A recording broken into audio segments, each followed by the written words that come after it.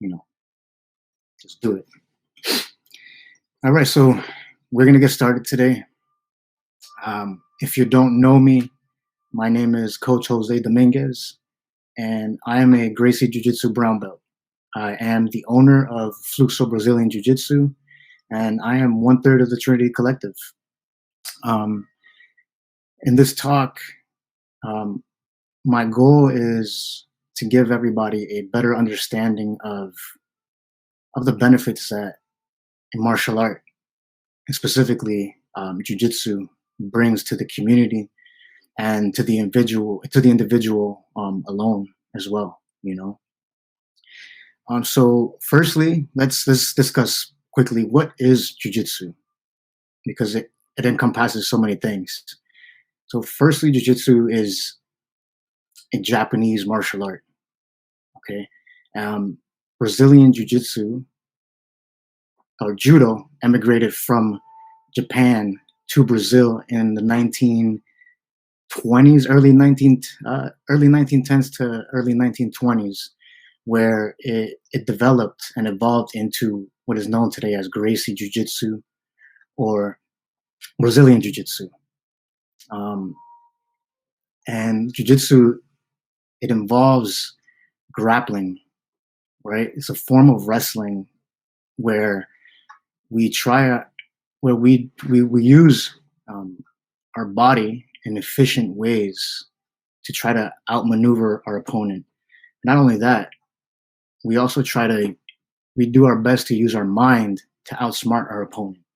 Because when we use our mind and our body, right, we are a super weapon. But if we only use our mind or we only use our body, then we're only half of the weapon that we can build. And I think that martial art teaches us how to become a full weapon. And by weapon, I don't just mean like you're dangerous, you can beat somebody up, but I mean you can become a weapon at life, right? You know how to deal with adversity, and you know how to go through it and be resilient through it. You know what I mean? And that's super important. For me, I'll be quite honest with you, I didn't reap the benefits of jiu-jitsu for a long time. And for me, I think it's because I was very resistant to change. I didn't like change. Whether change was good or bad, I was just like, whatever, I'm not changing. I don't want to change. I'm going to live my life the way I want to live it. But, everything around me, especially in that time, because when I started jiu-jitsu, I had just moved from New Jersey to Bolton, Ontario, which is a complete shift of everything, and I just wanted to keep living the lifestyle that I was living in Jersey, while life just kept telling me, no, you're not going to live like this anymore, and I think that's something that everybody can relate to, being able to, feeling like just change is not what you want to do, and I think a lot of people, we are resistant to change, and we always look at change as good or bad, right? Sometimes because of change happening to us, we feel like we get stuck almost. We don't know what to do, and then every move we make ends up being every move you make ends up being the wrong move at the wrong time, right? But what I've learned through jiu-jitsu is the philosophy of flow, right? And the philosophy of flow in martial art teaches us that nothing is really good or bad. There's no really good position or bad position in jiu-jitsu, because you can get submitted from almost anywhere. You can lose position that quickly if you make a mistake, right? And it's important to be able to accept change, to live a happy life, So, the jiu-jitsu education is one of timing and leverage, and knowing how to use timing for your advantage and how to leverage different things, right? In jiu-jitsu, we leverage the body, right? We learned how to use our body to break things, how to dominate positions. But in life, we need to leverage ourselves and put ourselves in positions to win, right? And that's not always easy to do. Okay, and that's where a community of practice comes into play, right? So today, if you can see on my screen, I've pinned my thesis for today, right? Martial art is a microcosm for life. Jiu-Jitsu is an analogy to life, and therefore requires a community of practice to learn Jiu-Jitsu, just as it requires a community to live a life. And um, first of all, what's community of practice, right? According to research done by Etienne and Beverly Wegner Trainer, a community practice is a group of people who come together for a shared purpose or passion, and their goal is to make this passion or this purpose 10 times or 100 times better than it was before. Okay, a community of practice is made up of three elements: the domain, which is the interest, the shared interest, the community itself, and the practice. Okay, and these are all very important because your local neighborhood is not a community of practice. Okay, because people come together in the neighborhood, yes, but when you see them outside, they're drinking and smoking. They're not really trying to make neighborhood better per se. They're enjoying themselves, which is great. You know, but a community of practice for me is jujitsu, and it's Brazilian jiu-jitsu or Gracie jiu-jitsu. Okay, um, and yes, it is a physical set of techniques to help you defend yourself, to help you survive a self-defense situation in the street. But it is so much more than that to me. Um, for me, jiu-jitsu is life. Jiu-jitsu is a path to personal growth and development. It's a journey to self-mastery. And the journey to self-mastery, as we all know, um, is a long life journey. And I feel like jiu-jitsu is a perfect companion to my life's self-mastery because it's given me so many things. Jiu-jitsu, if you want to get good at it, it requires you to give up time or to put in time. It requires you to sacrifice aspects of you that you really didn't foresee when you started jiu-jitsu. You just thought you wanted to try it because you wanted to learn how to defend yourself or whatever your reason for trying jiu-jitsu was. You know what I mean? Um, so there's benefits everywhere, right? On the physical side of jiu-jitsu. Sorry, Kayla, was there a BJJ community in Jersey before you left? No, no, no. My parents were completely against martial art, and they just looked at it as a very violent thing. But so I never started martial art till I moved to Canada, which was beautiful, right? So like on the physical side, jiu-jitsu is very physically demanding, and it asks so much of you, right? Because if you want to be good at jiu-jitsu, you got to be able to train good, right? In order to train good, you have to eat good and you have to rest good. Because if you don't do any of those three, you're gonna feel like crap every time you come in. You know what I mean? And this is what pushes people to do more things that are positive, not just on the mats but outside, right? When they leave training, they're like, "Oh man, I got to get stronger. I got to get faster. I got to do something because I don't want to keep coming into class and feeling like helpless. I don't want to keep getting dominated." So, people do what they got to do. They start exercising more. They start eating better. They start resting better. They start looking for different types of cardio exercises that they can do so that they can bring that to the mats. And inherently, those those habits that we start picking up to jiu-jitsu shape the things that we do off the mats. And I think that's one of the most beautiful things, just watching people do what they need to do to get to that next level in their life, you know? But let's be honest, we're not really here to talk about the physical benefits of jujitsu. We're here to speak about how jujitsu can help you cope with the daily stresses of your life. That's my goal when I teach jujitsu, is not necessarily to teach people to defend themselves. Well, yeah, it is. That's my main goal, making sure that people can defend themselves physically. But you know, I always try to make a difference in somebody's life with the words that I use. And we joke at the collective that words are important, words matter, but they really do. They really do.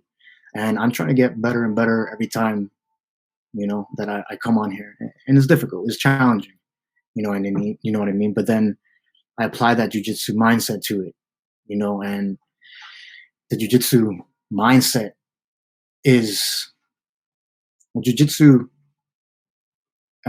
is taught to the weaker, smaller individuals so that they can overcome a bigger and stronger opponent, right? That's physically. But if we apply that to our life, you know, excuse me, jujitsu is a tool, a companion that can help us deal with challenges that may appear bigger than us. And many times, a lot of the challenges that we face, they can be bigger than us, and we can become very easily overwhelmed. You know what I mean? But if you apply that martial art mindset of staying calm, right? And staying calm means that you've accepted where you are in that moment. Once you've accepted where you are in that moment, now you can start figuring out a way to survive, right? In jujitsu, we're stuck on the bottom of the mount.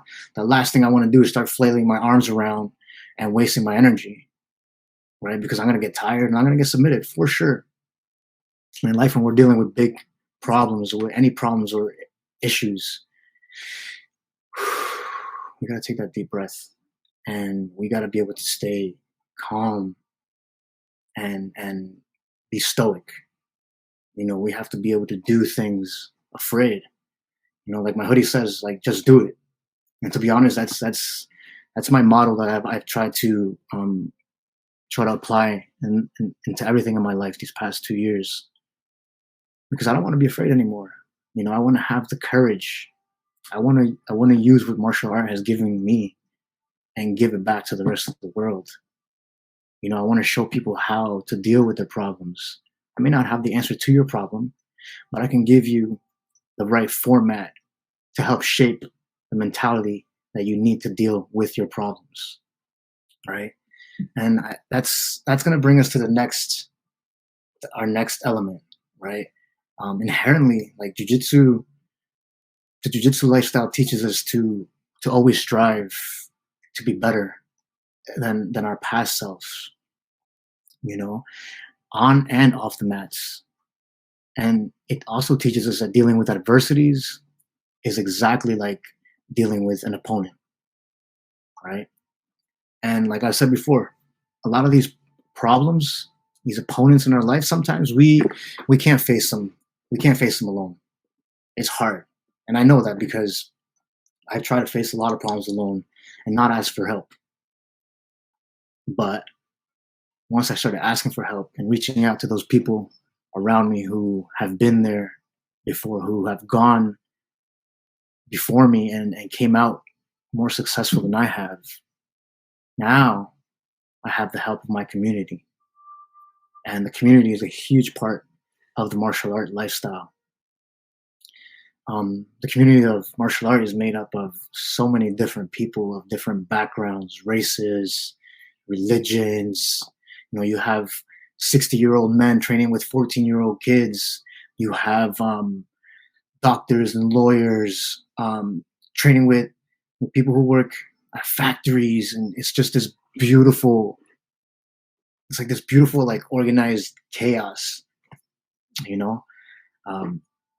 and when we're training jujitsu with our partner, like, it's a beautiful bond we build with our partner because our partner helps us to learn. You know, they help us to learn jujitsu. They help us to learn about ourselves because when we train jujitsu, we have to push each other. We have to encourage each other to do better. We have to tell each other when to slow down a little bit. Hey, man, you're going too fast. You're going to hurt somebody. So we're teaching each other humility, responsibility, respect. You know what I mean? All these things. Um, but more than that, like your partner exposes all of your weaknesses. You know what I mean? And when your weaknesses are exposed and you're weak, you're vulnerable. And in those vulnerable states is where you learn the most about yourself in jujitsu and in life. You know what I mean? And I know some if you're looking at it from the outside and you're looking at two people sparring or rolling, it looks like they're trying to beat each other up. They're trying to rip each other's arms apart, throw each other's necks out of place, and win. And you know that's the fun part of it. That's the competitive part of it. But like I said, what you don't see is the exchange of information that's happening because once if we can expose our partner's weaknesses and they can learn from it, that is the most beautiful thing. You know, that is how we get better at jujitsu and at life. And that is an honest and a very loyal exchange of information. And I think that translates to life because we should be looking in life for relationships like that, right? Relationships that add to us, not that take away from us, you know?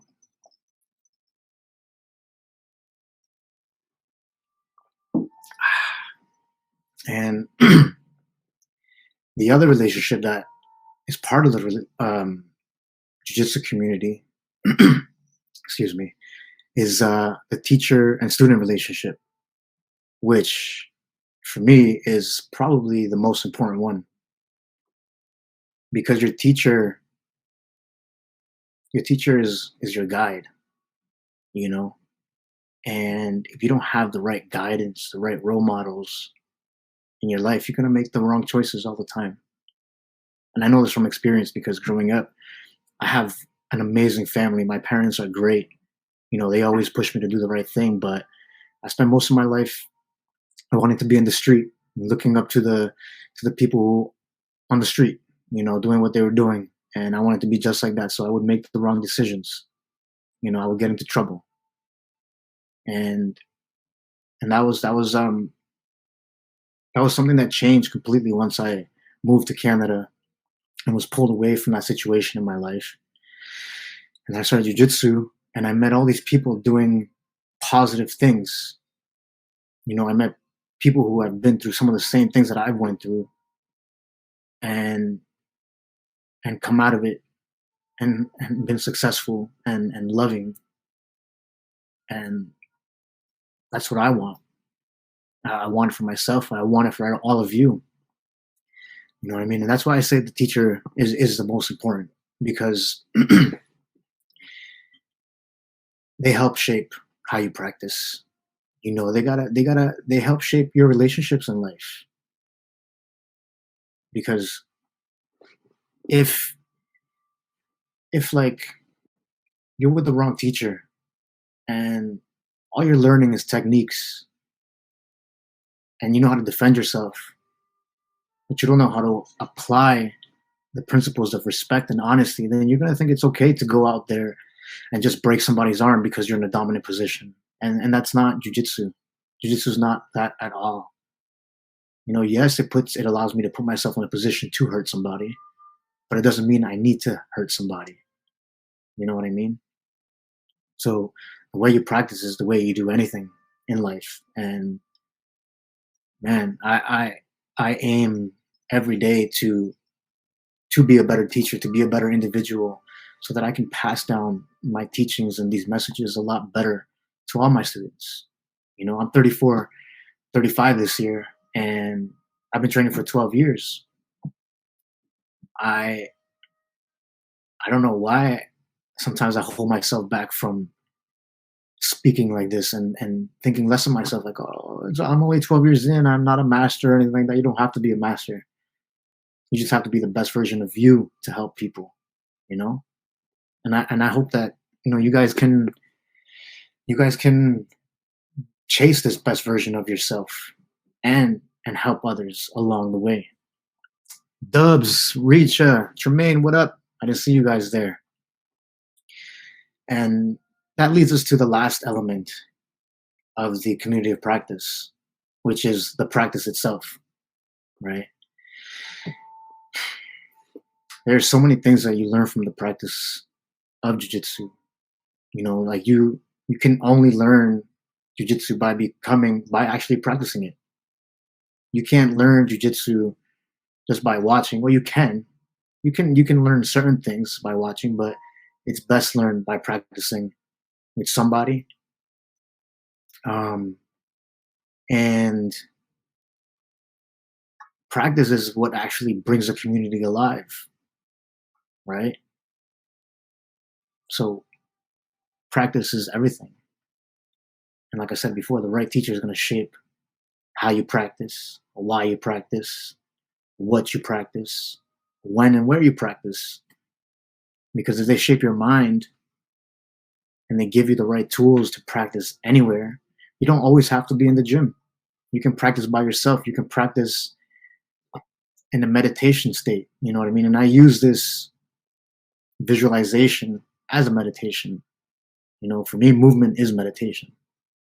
And that's why I can't sit still half the time. I'm already getting a little itchy here. So the last element for me, what I've taken away from the practice of jiu-jitsu is this quote here. Jiu-jitsu is a lot like love.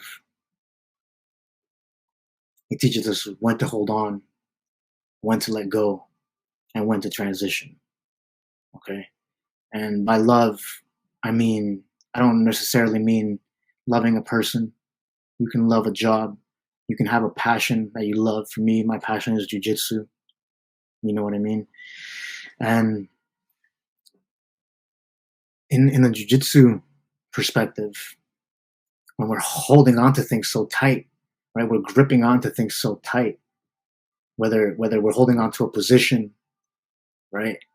If we're holding on to a position too tight, we might lose it. We might get swept because we've loaded too much weight on our opponent. If we're holding on, we're defending a submission, and we're holding on too tight, boom, I might get hurt. Because by the time I grip tires, boom, and the force of my partner pulling on my arm, I'm gonna get hurt, right? Jiu-jitsu teaches us when to let go as well, because like I just said, if we don't let go at the right time, well, we are probably going to be a step behind our partner, right? So it's a fine balance between holding on and letting go. And it's a beautiful practice. It's a beautiful thing to practice, but it's very, very difficult, and that's why it's very important to really think about these concepts of martial art and how they apply to different aspects of our life, right? And the same thing, if you don't know how to transition in jiu-jitsu, you are going to feel stuck constantly. And once you feel stuck, you tire. Once you tire, you're done. You get submitted. Mind you, you tap and you do it again and you learn from that mistake. You know what I mean? And that's the beauty part about it. And lastly, in life, we have to be able to know when to hold on, right? Because sometimes we hold on so tight to things that no longer serve us, and we end up getting hurt, whether it be physically, emotionally, So it's very important that we find this flow state, and we're not just holding on constantly to things that no longer serve us. We have to be able to let go. But we also have to know when to let go in life, because sometimes we're like right here and our goal is just like right here, right?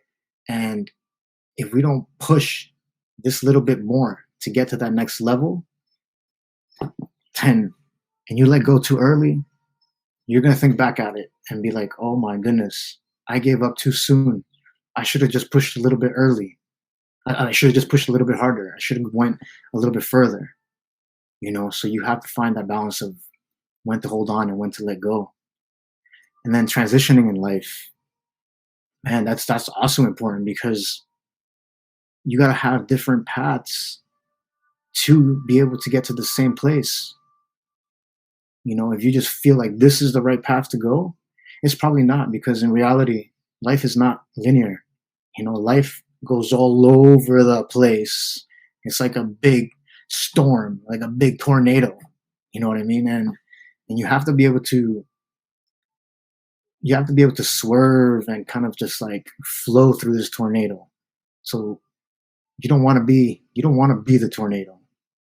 You want to be the eye of the tornado, the eye of the storm, because that's where the most peace is at, you know? And that's what I've learned from jiu-jitsu. And that's what I hope to share with everybody. Like every time I interact with somebody, that's what I hope to share with you.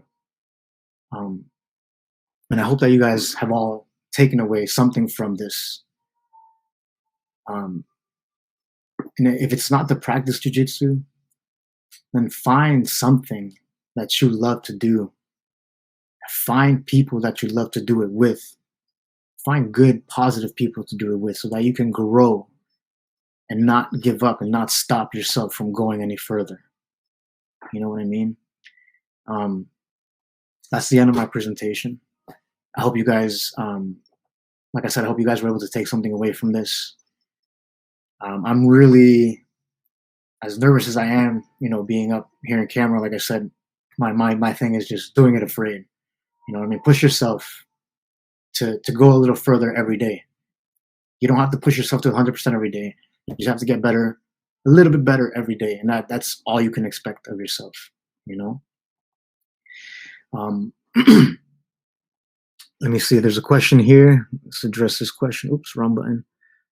Question here from Elvis. What are some examples of the biggest transformations you've seen from people who added BJJ into their lives? Some of the biggest transformations, Elvis. Honestly, like I've seen people come in scared onto the mats. And because they've come in scared into the mats, and when I speak to them, I know they're scared into the mats, and I start speaking to them about their life and getting to know them, and kind of being like, okay, well, what else are you scared of doing? So a lot of people are like me, are scared to keep going forward in their life because life is asking us to change for the better. But because we're changing for the better, it also requires us to to chase a different level of ourselves, and that alone can be intimidating. So the biggest transformations I've seen is people overcoming themselves through jujitsu. You know what I mean? That's the biggest challenges I've seen.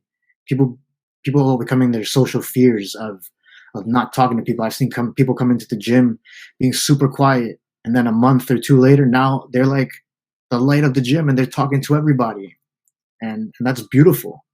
I love watching my students grow on the mats and off the mats.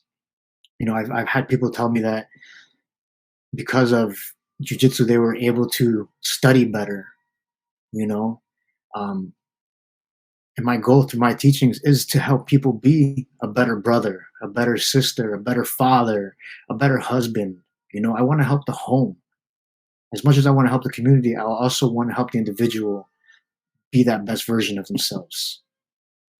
So I thank you for your time today, and I really hope that you guys all enjoyed my presentation. I'm going to come back, and I'm going to come back better than I was today. I promise. Okay. But with that said, I hope everybody has a beautiful weekend. I think it's going to be nice out. So enjoy yourself. Go out for a hike. Enjoy the sun. Get some vitamin D. Enjoy the fresh air, and really think about what you're doing in life, and how you can make it better. And how you can share what you're doing with the people that you love. Have a blessed weekend, everybody. Love you guys. Peace.